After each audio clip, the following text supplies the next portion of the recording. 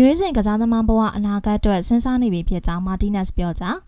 အာဂျင်တီးနားလက်ရွေးစဉ်ကိုသမားမာတီနက်စ်က2026ကမ္ဘာဖလားပိုလိုပွဲမှာရှုံးနိမ့်ခဲ့ရပြီးတဲ့နောက်လက်ရွေးစဉ်ကစားသမားဘဝအနာဂတ်အတွက်စဉ်းစားနေပြီဖြစ်ကြောင်းပြောကြားခဲ့ပါတယ်။မာတီနက်စ်33နှစ်ကအာဂျင်တီးနားလက်ရွေးစဉ်အဖြစ်2021ခုနှစ်မှာစတင်ရွေးချယ်ခံခဲ့ရသူဖြစ်ပြီး68ပွဲကစားပေးထားပါတယ်။အာဂျင်တီးနားအသင်းနဲ့အတူ2022ကမ္ဘာဖလားချန်ပီယံဆု2021နဲ့2024ကိုပါအမေရိကချန်ပီယံဆုတွေရရှိထားပြီးပြီးခဲ့တဲ့2026ကမ္ဘာဖလားပြိုင်ပွဲမှာရှစ်ပွဲစလုံးပွဲချိန်ပြည့်ကစားခဲ့ရတဲ့သူပါ